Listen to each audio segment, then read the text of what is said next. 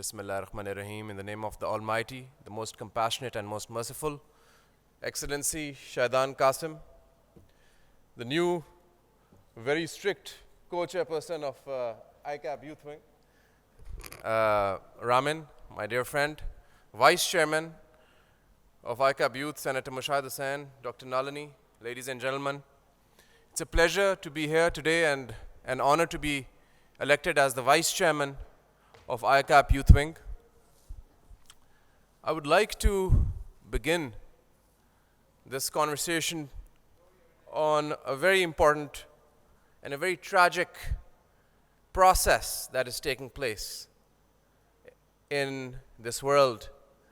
And I think it would be criminal negligence if we don't talk about it and if we don't condemn it, because it's got to do directly with the youth of Asia, and it's directly linked with the women of Asia, and that is the issue and the unresolved issue of Kashmir.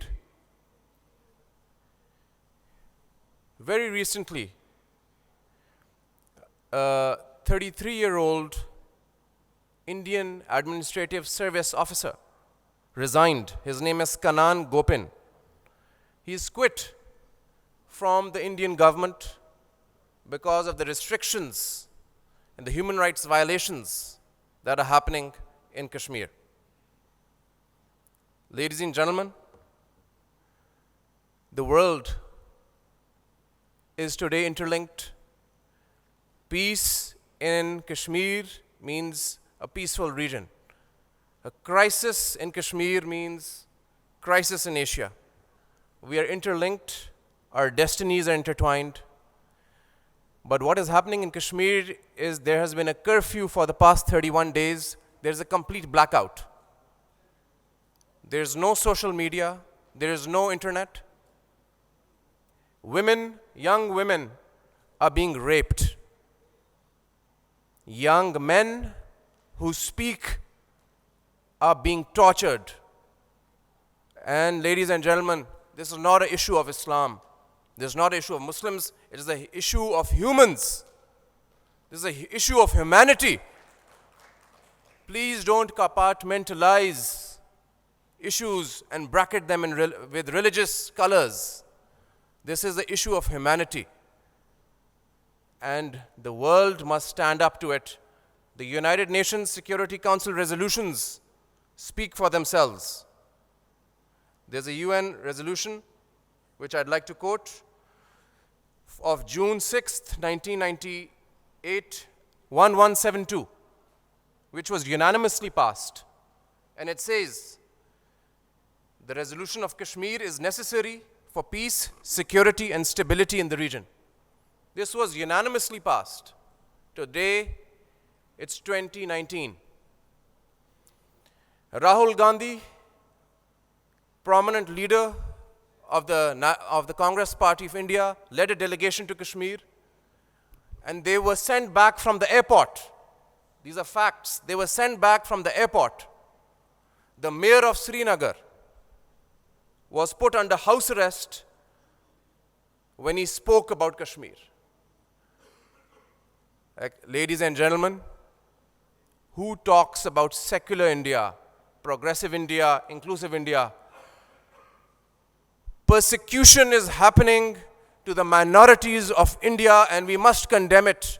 Young women are being raped. Women and the men, their brothers and their husbands, when they speak of it, they are picked up from their house, and it's only reported secretly through people who get some access via Wi-Fi, because there is a complete blackout for 31 days in India. I would like to mention very reputable organizations and what they've said about Kashmir. India's move in Kashmir, more than 2,000 rounded up with no recourse. New York Times article. The Kashmir crisis isn't about territory. It's about Hindu victory over Islam. The silence is the loudest sound. This is an article, an op-ed by Arundhati Roy, an internationally acclaimed human rights activist. And her op-ed was published in the New York Times, which talks about the plight of women, the plight of young children in Kashmir. And I would really urge, there are a lot of women here, very dynamic women. This must be highlighted in the women's wing, what's happening in Kashmir, because a large part of the diaspora of Asia is in India and Pakistan. We have huge populations. Jeremy Corbyn, head of the Labour Party in the UK, has spoken about Kashmir. He has condemned it. The Observer view of India's aggression over Kashmir in The Guardian, which was published recently. India's cruel exercise in exclusion could leave millions stateless. This is not Pakistan. This is not me. This is the Washington Post, August 1st article. Amnesty India, Amnesty International, which is a international human rights organization, its India chapter, when it took notice of what's happening in Kashmir, is now under investigation by the Indian government. Amnesty India, part of the Amnesty International, is now under investigation for speaking up on Kashmir. Ladies and gentlemen, and I would like to note, and Mr. Chairperson, I would like you to follow your Deputy Prime Minister, Ali Ahmedov. He has openly condemned what is happening in Kashmir. Your government supports Pakistan's stance on Kashmir and the Kashmiri people.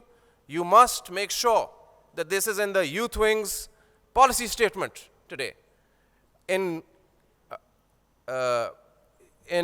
consistency with Azerbaijan's stance on Kashmir, we support you in Nagorno-Karabakh, and this is the time to stand up and be counted, Mr. Ramin. And the new Azerbaijan party, this is not a time to remain silent. We must stand up and be counted. So, ladies and gentlemen, I hope that the ICAP Youth Wing, the newly constituted Youth Wing, with His Excellency Shaidan Qasim, who's a sign of continuity, and who's also spoken about this earlier, we will be a relevant force. We will be a force which can have an impact, which can be relevant, and which can have the moral courage to take a stand, which can have the moral courage to call a spade a spade. Because if we won't take a stand on these issues, then we will eventually go in the dustbin of history and not be taken seriously.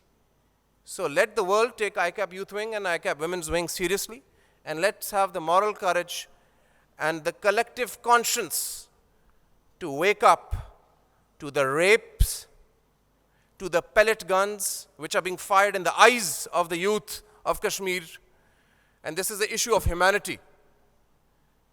And there's only one race, ladies and gentlemen, and that's the human race. Thank you very much.